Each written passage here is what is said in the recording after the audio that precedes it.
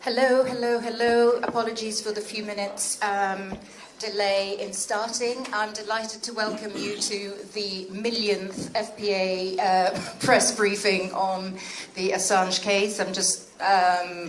We thought it was the last one a couple of months ago. Let's see if this is the last chance.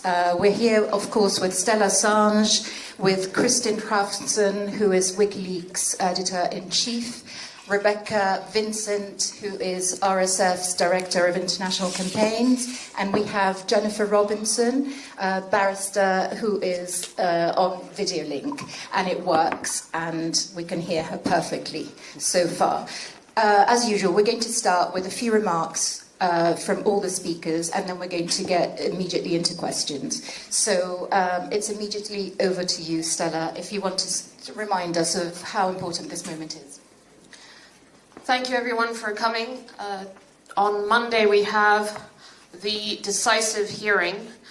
Julian is just one decision away from being extradited. If the judges find against him on Monday, then there will be no further avenues for appeal in the UK, and the UK will move to extradite him. The timing is uncertain, but we know that in other cases, other national security cases of extradition to the United States, the person has been extradited within 24 hours of a decision. The United States has been given opportunity after opportunity after opportunity to change its case in order to get Julian extradited. Initially, it lost in January 2021. That was the initial magistrate's decision to deny extradition based on the mental health and physical conditions that Julian will be placed under if extradited. And then once that decision came through, the United States was allowed to change its case by issuing so-called assurances, which the High Court then accepted. And an extradition order was issued, and then Priti Patel, who at the time was a Home Secretary, in June 2022, I believe, issued her approval of the extradition as well. Julian then requested permission to appeal to the High Court, which was initially denied, and then when he sought a separate panel of High Court judges to review that decision, which is the current panel that Julian is before, in February, they gave a provisional permission to appeal to the High Court. And that provisional permission is subject to US so-called assurances. Now think about how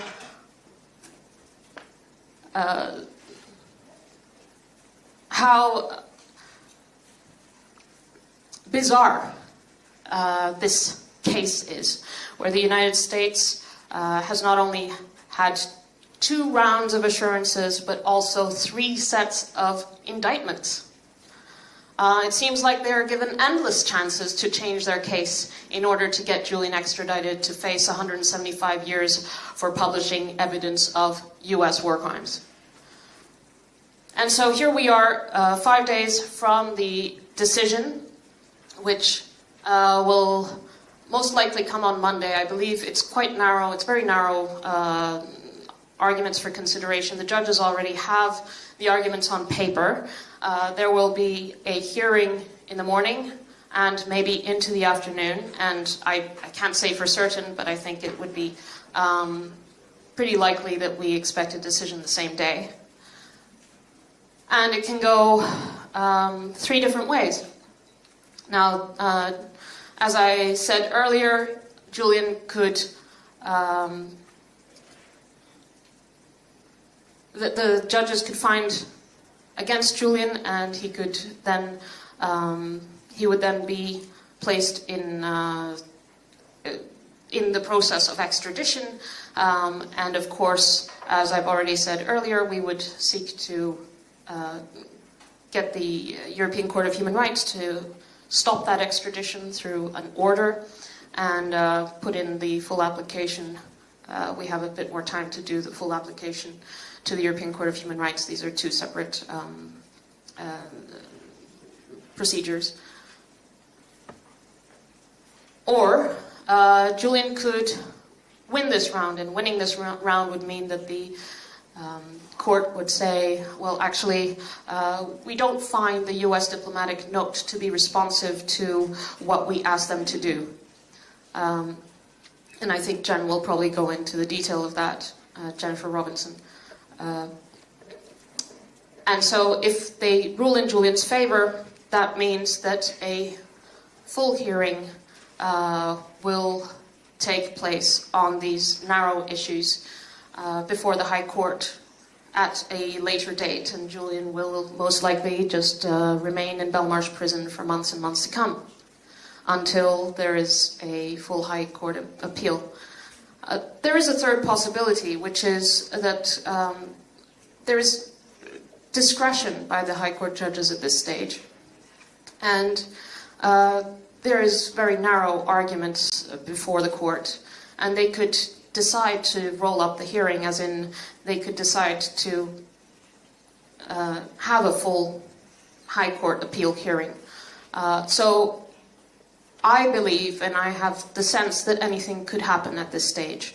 Julian could be extradited, or he could be freed, and I think it's important to have that in mind, that this has gone on for over 5 years. Julian has been in the UK's most notorious prison for this entire time, and 7 years preceding that in the Ecuadorian embassy, and 1.5 years under house arrest. In fact, every day since the 7th of December 2010, he has been in one form of detention or another. And the 7th of December 2010 is 7 days after Wikileaks started publishing the diplomatic cables. I think I'll Thank you. stop Yeah, there. Kristinn. Or, yeah, and Well, thank you, FPA, for hosting this meeting, and thank you all for coming here. It is very valuable for us to have your attention to the case. I want to emphasize that you not only look at the process in the courts here in the UK. It is abundantly clear, of course, that the process in the courts in the United Kingdom are corrupt. The case is rigged against Julian. As Stella mentions, it is evident from all the opportunities that the United States has had been offered to amend their case when it was about to collapse. The judges here come out and they offer the opportunity to amend. I know these are harsh words, and words that we usually have for courts in non-European countries, non-Western countries. But I've come to the opinion that that is absolutely the case. This is institutional corruption on a judicial level. Julian Assange is a political prisoner. It's abundantly clear. And I hope that you can look into the case, in the details of the case, where the evidence is basically screaming at you. Look, for example, at paragraph 210 in the last ruling by the courts here, when they denied to Julian, almost on all points, the opportunity to appeal. Even all of those arguments were so strong that under normal circumstances he should be allowed to appeal. Let me dwell on that specific one. Paragraph 210. This is where Julian argues, or Julian's lawyers argues on his behalf, that it should be abundantly clear that you cannot extradite an individual to a country whose secret service has drawn up plots to kidnap or assassinate the individual. And this has been made known in stories that have not been repudiated, which have been confirmed. And I'm referring to the CIA plot to kidnap or assassinate Julian in 2017, at the time when Mike Pompeo was director of the agency. Now, what did the court say in this paragraph? This is like something out of Alice in Wonderland. It doesn't make any sense. And I'm paraphrasing here, but I'm pretty close. You will find out if you look it up. The argument is this. Even if it is credible that the CIA did plot to kidnap or kill Julian Assange in the United States, if he is legally extradited through a lawful process, the need to kidnap and assassinate him falls away. Thereby, it is not an argument for an appeal. Can you believe this? This is something you read out of papers in the Royal Court of Justice. It's unbelievable. So, the judicial process is rigged. We have been focusing on the political aspect of the case and a political solution. And it has been bearing fruit. More and more political leaders are coming to the side of Julian. They see the absurdity in this case and how serious implication this could have for press freedom worldwide. All progressive leaders of Latin America have come out in support of Julian Assange. Of course, his prime minister in his home country, Anthony Albanese, has been in full support of the demand that this case is closed. More and more politicians on our end of the world have also come out and said, this is enough. Even Olaf Scholz, the Chancellor of Germany, said about 3 weeks ago that Julian Assange should not be extradited. All major organizations that care about freedom of speech and freedom of expression see the danger in this and are supporting Julian. The European Council has mandated their Special Rapporteur on Freedom of Expression to write a report on the case. And the representative actually is in the room, Ms. Ivarsdottir, who is the Special Rapporteur for PASE, and she met Julian Assange in Belmarsh prison yesterday. But it's important that the focus is on the court to expose how crooked this case is. So I welcome you here, and I hope you will put the focus on the judges on Monday, because they need scrutiny, definite scrutiny, and it is a knowledge of the case that creates the outrage that possibly will lead to the right outcome, that he walks free. Thank you, Kristinn. Rebecca, and then we come to you, Jen. Thanks indeed. It's really a shame we've had to have so many of these briefings, actually. This has been a very long and convoluted process. My organization, Reporters Without Borders, has been monitoring proceedings since 2020 in various courts. Monday's hearing is, of course, crucial. My organization defends Julian Assange because of the implications it has for press freedom. So there's still often a lot of noise around the case that tries to make it about other things. But for us, it very much is about press freedom. It's about journalism. The publication of the cables and the other documents was in the public interest. It informed public interest reporting around the world. We still see stories being published on the basis of these leaks. So what is being considered here is a normal journalistic practice, and that is what is at stake, because if Julian Assange is brought to the US, if he is prosecuted under the Espionage Act, the precedent is then set for the same sort of case to be applied to any publisher, any journalist, any source. Any media organization that works with leaked classified information could find themselves in the same situation. At RSF, our hope for justice here in the UK is not completely diminished. At each stage, that space for hope shrinks, but a small glimmer of hope is still there, and that is what we're hoping for on Monday. It is not too late for there to be some form of justice at this late stage to prevent Julian Assange's extradition through legal means. If we see the opposite on Monday, if we see a definitive decision, that means that the UK proceedings will be closed. It is crucial that his rights under the European Convention are respected, that the UK respects its obligations under the European Convention, and that he's able to pursue an appeal in Strasbourg and to not be extradited during that time. The entire world will be watching the behavior of this government if that is the scenario that we find ourselves in. But these 3 remaining grounds deserve full consideration. They deserve a proper hearing. The substance is incredibly important. So if this is just closed politely because of these political promises between states, that is a real shame. And that will enable the most dangerous press freedom prosecution of our time. So I want to be very clear about that.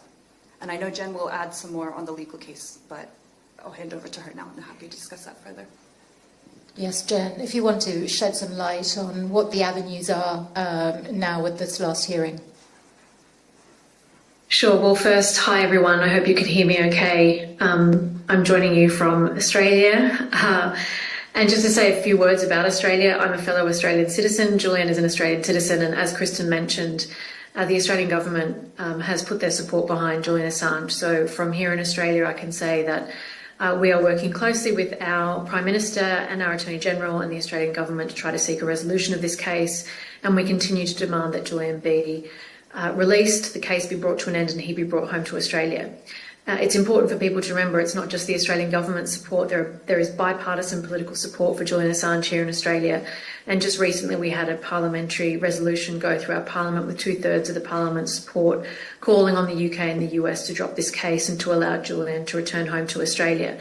So that's important political context in which we understand this next very important stage of the case. And as Stella mentioned, we keep saying it's the final briefing, but really Julian could be extradited next week. And so this case is of huge legal significance, not just for Julian, but for journalists everywhere.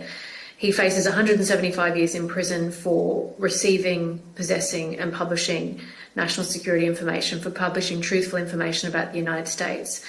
And what the US is doing with this case is setting a precedent where they're exercising jurisdiction over any journalist or editor anywhere in the world who receives, possesses and publishes US information in circumstances where they will argue in the US courts, and they intend to argue in Julian's case that he will not benefit from First Amendment protections, and that none of you in this room, if you are sought for prosecution in the United States, they will seek to exercise their jurisdiction over you, have you criminally prosecuted without any free speech protections. So it is incredibly important, and that is the crux of the issue that will be before the court on Monday. As Stella explained, this case has a long and flawed history. It's a flawed indictment. It's a flawed extradition request that the US has been given ample opportunity to continually remedy. And we say it is fundamentally flawed. It should never have been brought in the first place and should be rejected. And Julian should not be extradited. The key issues that we face here, though, now, as you know, in February, there was an appeal hearing where Julian sought permission to appeal, both against the Secretary of State's decision to extradite him and against the earlier district court's decision to extradite him. Of course, we won on the basis that his extradition would be oppressive on the grounds of medical evidence. The US offered an assurance, which was not tested by the court and was waved through without us being able to make detailed submissions about it. And therefore, we're in the position of having to appeal against the outstanding grounds that we were initially not successful on before the Magistrates' Court. As a result of that hearing last month, we had the decision from the court at the end of March saying that they would grant us provisional permission to appeal on 3 separate grounds, those being related to the First Amendment, that Julian, as an Australian citizen, it is clear that the US prosecutors are going to argue that he will not benefit at all from First Amendment protections because he's a foreign national, and that on that basis he would also be discriminated against on the basis that he is not a US citizen on the basis of his nationality, he's Australian. And finally, we were granted provisional leave to appeal on the grounds that once extradited to the United States, Julian could be subjected to the death penalty. Now, the court granted provisional leave to appeal, but gave the US the opportunity, again, to provide assurances in response to these concerns that have been raised. The US provided those assurances, and that's now triggered the process where we've had an opportunity to make submissions in response to those assurances. The US has responded, and on Monday we'll have a hearing where the court will hear those arguments, having received the written submissions from both of our legal teams. Our concern is serious about the US, the nature of the US assurances, and they are public, so you can have a read of them. What the US is saying is that Julian can seek to rely in court on the First Amendment, but it will be a matter for the courts to decide.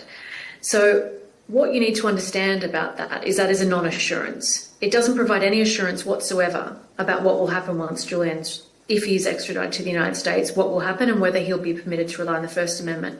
There's a very long series of cases in the United States, a line of case law, which says in clear terms that foreign nationals for acts committed outside of the United States will not benefit from First Amendment protections. So this assurance does not bind the US court. It doesn't bind a prosecutor from arguing that he will not benefit from First Amendment. And so it's no assurance at all that once in the United States, he will in fact be able to rely upon First Amendment protections. And this should be concerning for all of you. This is no assurance whatsoever, and we say the court can't rely on it. In terms of the precedent this is setting, you all ought to be alert to this concern.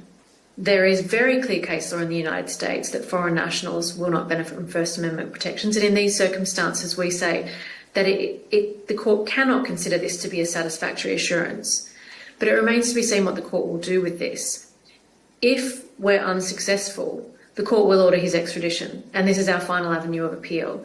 We are, of course, prepared to make an application to the European Court of Human Rights, but that is an exceptional measure. It's not a guaranteed right of appeal. We'll have to wait to see what the European Court of Human Rights does. And we could be in legal process for a number of years if we end up in that. If we are successful and the court agrees with us that this is an unsatisfactory assurance, then we will be given permission to appeal and we could have a hearing at a later date. But it is, as Stella has said, has been incredibly taxing on Stella herself, on Julian himself, the ramifications of these decisions and the risk of his extradition. The rollercoaster that this process has been has placed a huge toll on his mental and physical health and a huge toll on their family. And we say that this case ought to be brought to an end. And this could be resolved at any time by the United States making the decision, which we say is the right one, to drop this case and to drop an indictment that has been universally condemned by free speech groups and the mainstream media. So I'll leave it there with that. Thank you. Thank you very much. Stella, I'll kick off, but I'm completely aware that it's a room full of colleagues and I don't want to take up too much time at all. You called the assurances weasel words, and Jen has been into a bit of detail about why. But how likely is it that the courts will accept them, do you think? And are you actually really relying on Joe Biden's decision in the end to drop the case?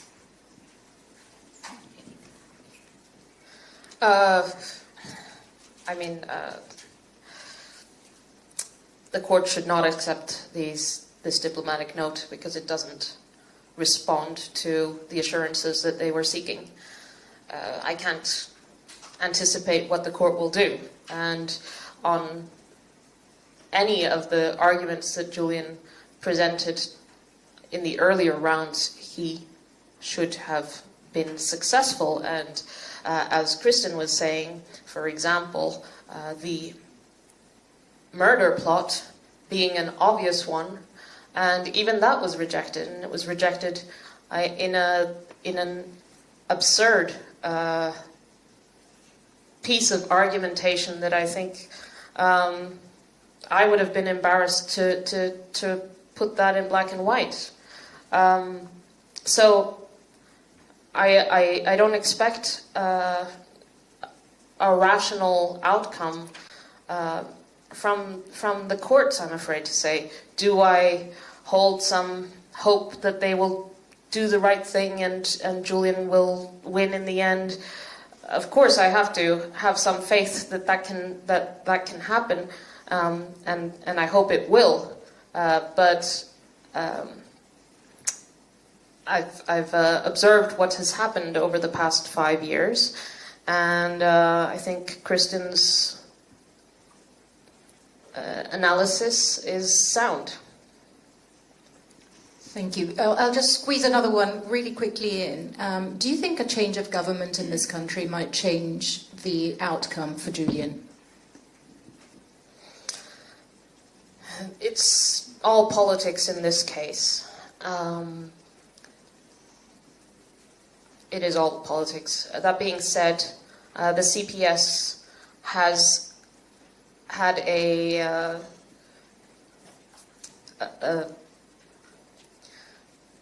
has not acted in good faith when it comes to Julian since his arrest in 2010. There is correspondence from the CPS evidencing that they were colluding at the time to keep him in legal limbo and to keep him in some form of detention and keeping from being able to defend himself and be free. And unfortunately, there's a political dimension to that, which I don't want to spell out, but it's all politics.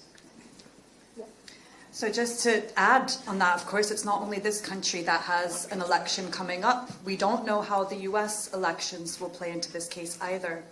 I agree with Stella and Kristinn's assessment that this is a political case. We've talked about this quite a lot. We don't know what will happen in the event, for example, of a return of Trump, whose DOJ brought this case in the first place.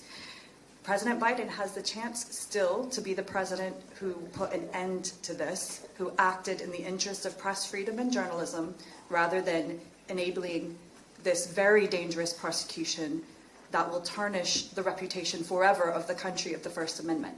So he has this chance now, regardless of what happens in the UK courts. And again, we're still hoping that there could be a legal means to prevent extradition, but it is a political case. We call again on the Biden administration to bring it to a close now, to allow for Assange's release with no further time in prison anywhere. Thank you. Let's start with the question. I have Carlos and you on this side, and then I'll come to this side. Carlos from Spain. I want to ask you about the pressure from the Anthony Albanese and the Australian government has been crucial in these final stages. And just one more question. In best case scenario, are you planning to move to Australia with your whole family? You are lucky on Monday. Yes. The Australian government's decision to back Julian's freedom has been crucial. It has, I think, changed the direction that this can go in a decisive way, potentially. Up until now, up until the Albanese government, the Australian administrations were complicit, I'd say, in abandoning Julian, in facilitating the US persecution.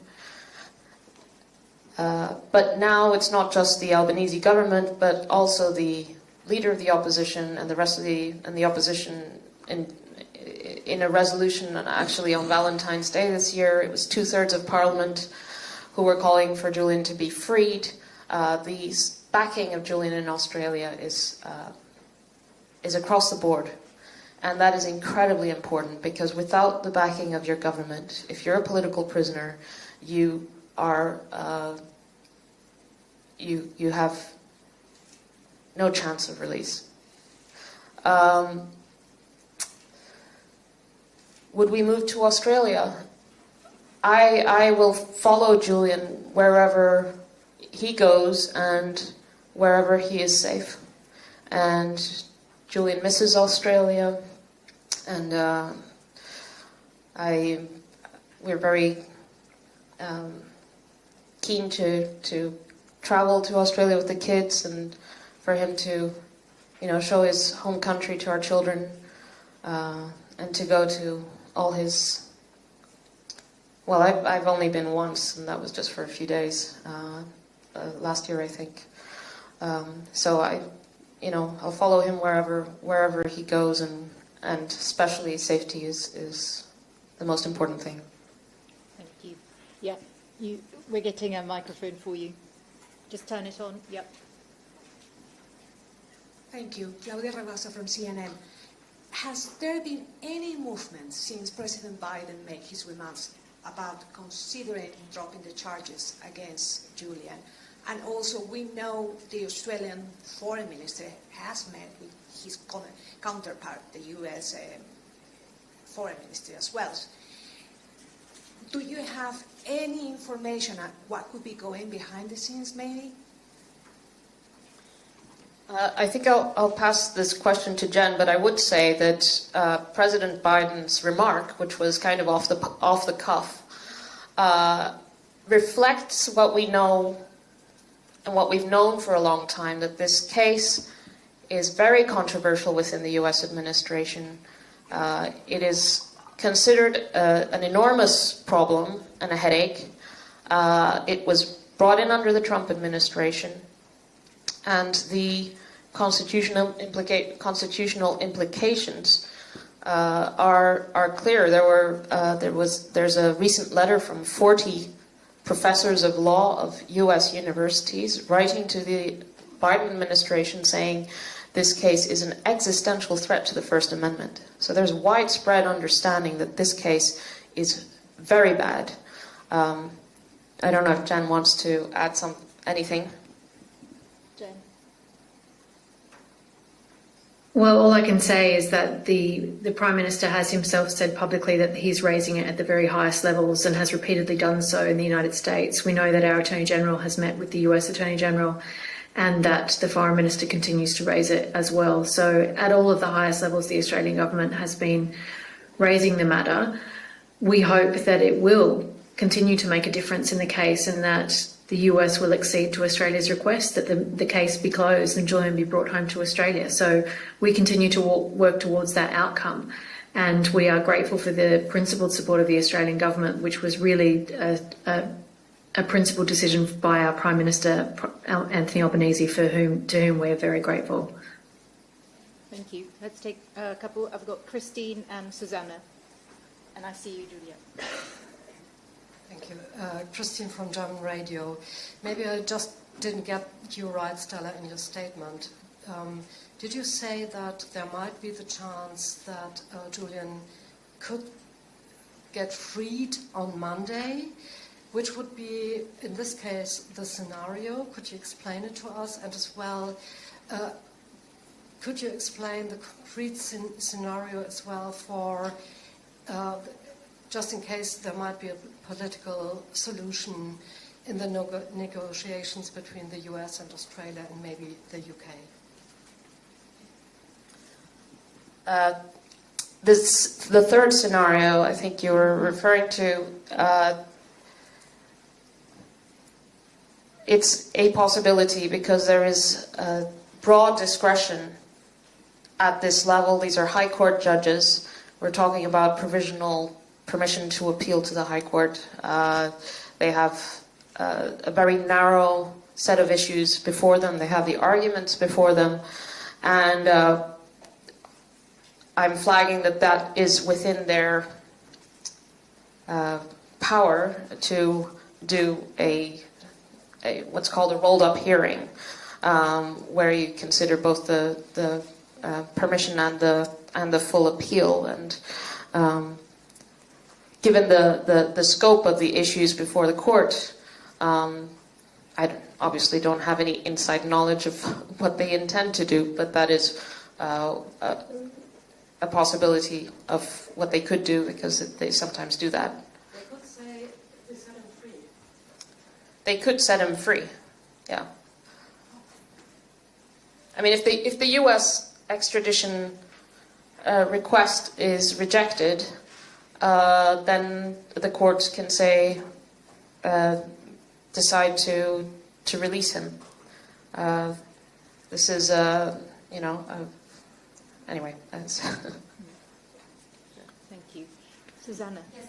Could you... Yes, sorry. Yeah, Susanna Ebner, writing for German newspapers. So I was wondering, Stella, how is Julian doing these days? I mean, will he be there in court on Monday? And also, have you been able to visit him recently?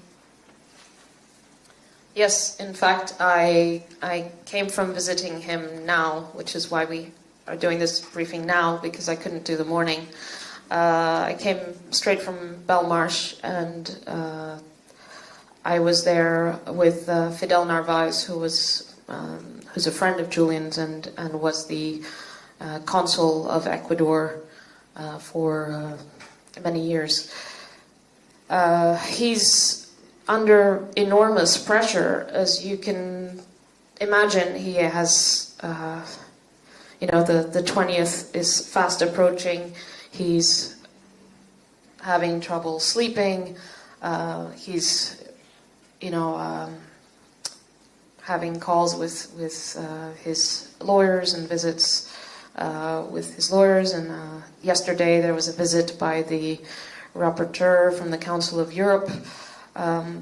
So he's under a lot of pressure, but he's also very busy, and I think he's constantly encouraged by signs that there is a political movement and a lot of people working,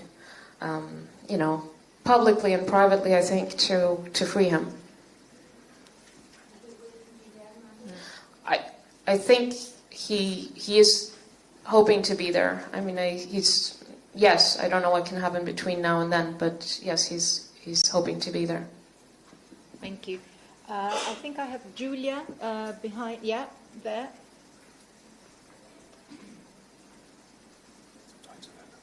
Thank you so much. Hi, it's Julia from the German news agency DPA. One question to you, Stella. I was wondering how you're holding up at the moment, and if you could maybe tell us something about your position on how the German Foreign Secretary Annalena Baerbock is handling the case.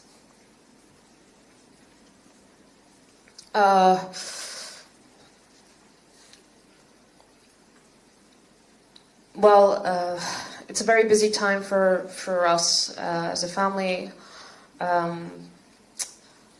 Tomorrow our eldest turns 7, so we're juggling giving him a decent celebration as well as everything else. There's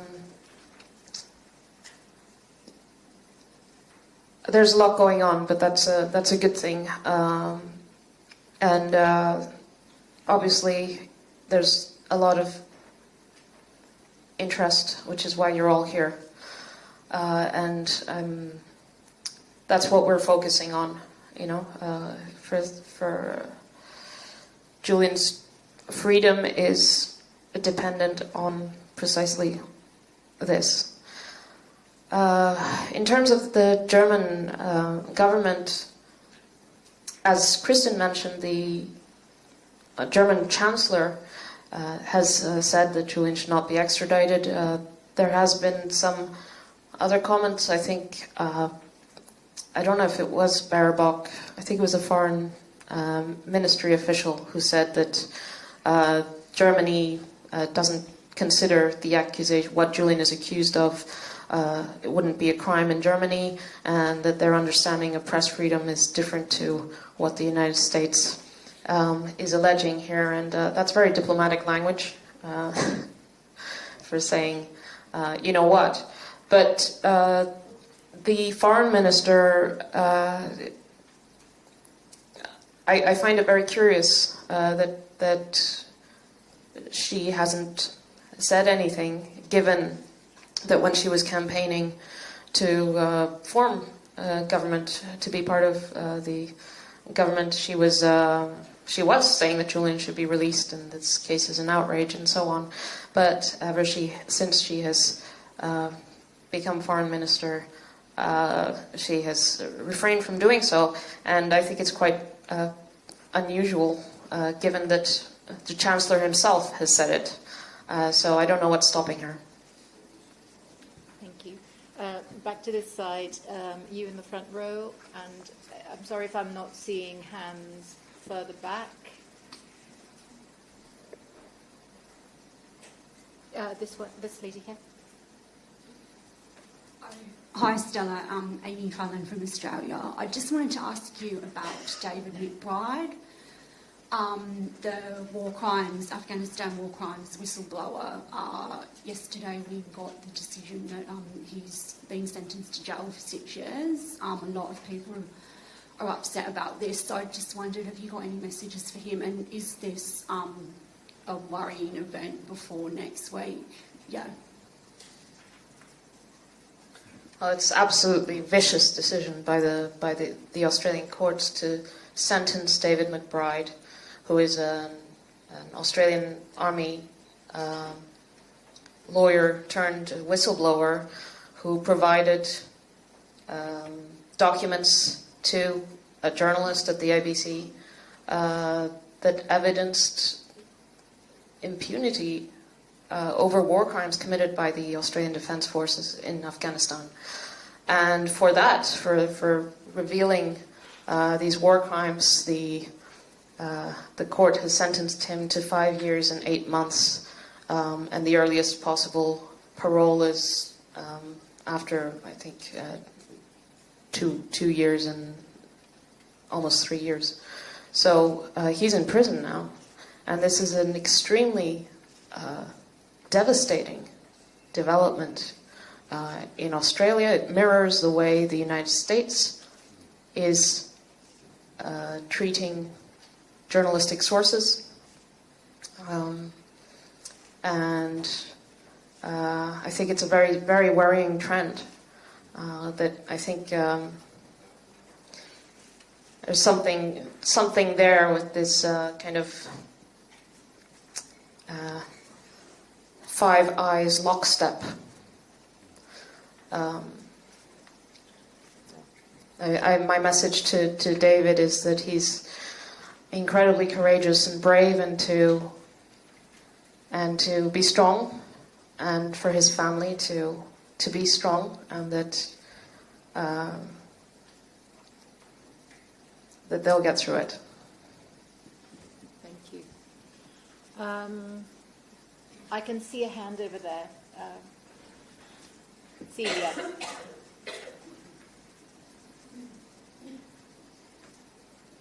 Hi, Celia Massa from Spanish national newspaper La Razón. Stella, I know that is a very sensitive issue, so I try to make the questions with all my respect. When you showed Julian Assange this morning, how is his mental health? I don't know if he's isolated in a cell all over this time, and you fear that if the results is no what you expect, he could, commit the suicides. And the second one is the whole legal process is so long. So how do you pay all these legal costs? Thank you.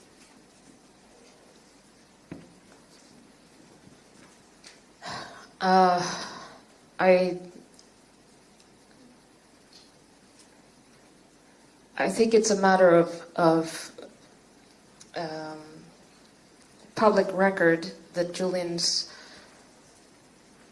mental health is of extreme concern, and that his survival is at stake. And I think it's important to understand that he's under huge pressure, and he has enormous forces bearing down on him, and he is resisting those day to day.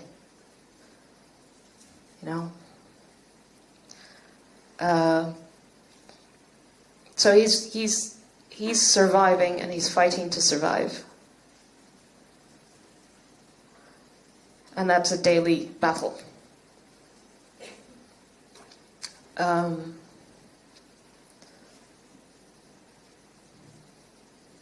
And of course, you have ample discussions about his mental health have been presented in court, and I won't go into that. But all the psychiatric evidence, both from the defense and the United States, concluded that there is a very serious risk of suicide. And in terms of the legal fees, Julian relies on donations. It is all donations, and Julian has enormous support, for which we are also grateful, because we have had a lot of a big legal team and the best that there is on offer. And many have spent period working pro bono, and so we're dependent on the goodwill and support of people around the world who has been donating to his legal fund, and those legal funds are they're public. The UK extradition fund is on crowd justice. There's also the Valholland Foundation in Germany that collects donations. In Australia, there's a Australian campaign, and so on. Thank you. Sorry, Kate, but it's over here. Benedict, please.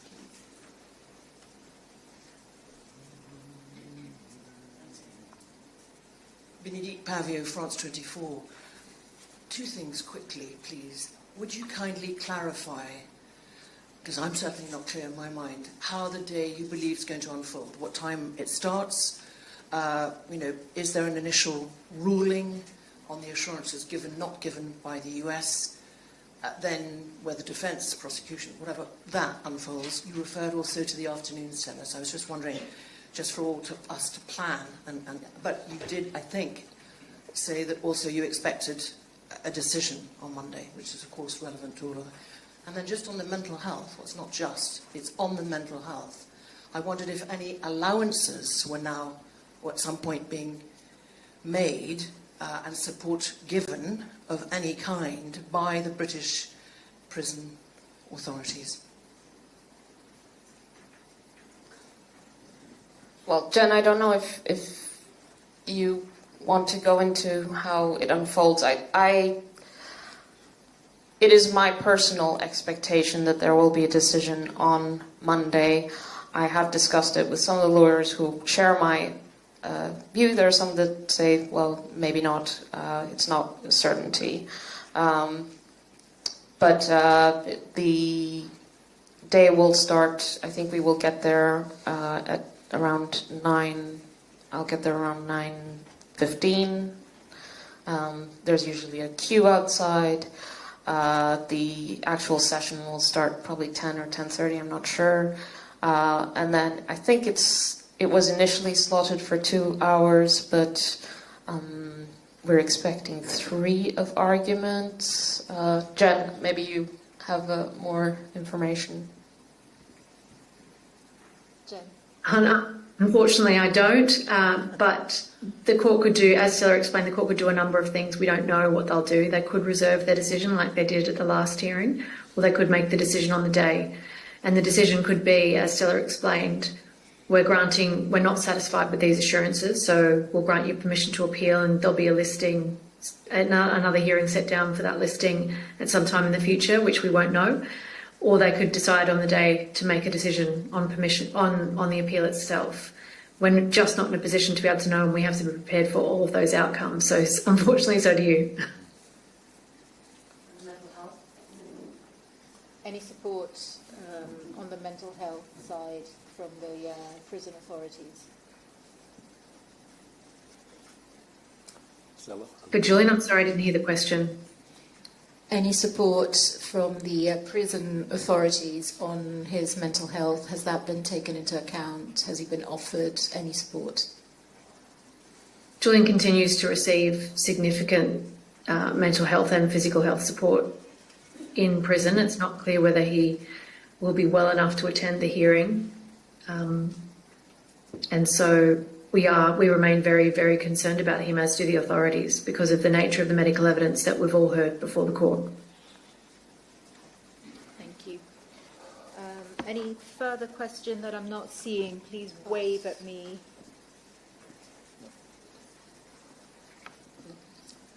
May I add maybe one thing, just Yes, because we are getting to the end of this, this briefing here. This should not be a long process. It's a very simple questions that were asked of the US government. They have asked the question. It's all in writing. And just to sort of pinpoint what it was. The question was, can Julian rely on First Amendment protection? It should be an easy yes or no question. The answer was, he can seek to rely on First Amendment protection. That is a no. So the only rational decision on Monday would be for the judges to come out and say, this is not good enough. Anything else is a judicial scandal. I hope you keep that in mind for Monday. Thank you. Rebecca, do you want to add anything before we wrap? Well, just because of the practical question about Monday, maybe just a word about access, because this has been a never-ending battle as well at each stage. So I can confirm that RSF has been given 2 seats for our observers to attend court. This is a relatively new development. We've been able to get seats formally the past 2 or 3 hearings only. It's been quite a fight. I haven't yet heard from other NGOs who are seeking access as well, whether they have. For journalists, there are many that are quite upset in other countries because the court has decided, as with the last hearing, that remote access will not be granted to those who are physically located outside of England and Wales. And I know there's a lot of concern about that because, of course, this is of international public interest. So your role here in London is even so much more important to be able to report on these proceedings for the rest of the world, because those who are not physically here will be reliant on you to inform them. Excuse me, can you speak on this? I was late to apply to have the remote access. I didn't know, and they asked like £300 for fees. Is this legal? Is it What? So I don't know if Jen maybe knows on the legalities of that. I heard anecdotal evidence of a couple of journalists getting that from some parts of the court before, but that does not seem to be the normal procedure. So there is a contact I can share with you for the press officer who's responsible for accreditation, if you haven't tried him. I don't know if any of you have also been asked to pay that, but it doesn't seem normal. Okay. Some journalists are being asked, apparently, to pay. So Jen, I think there's some legal discussion around these issues. Maybe we can take that up separately. I think it's worth all the journalists in the room who are having issues with access to not just contact the court to confirm what access you've been given, but also if you have an issue, to contact your union. And it may be worth trying to challenge whatever restrictions you're facing. So certainly contact your union and they may well be able to provide you with further assistance. But the restrictions on access are very concerning. And it's certainly, there's been a step back from the openness approach that has been taken in this case until the most recent hearing. Thank you. And just to close, Suna Eversdottir, the rapporteur of PACE that Stella was mentioning at the beginning of this press conference, who visited Julian in jail yesterday, she's here in the room if anybody wants to speak to her. And she's reporting on human rights violations.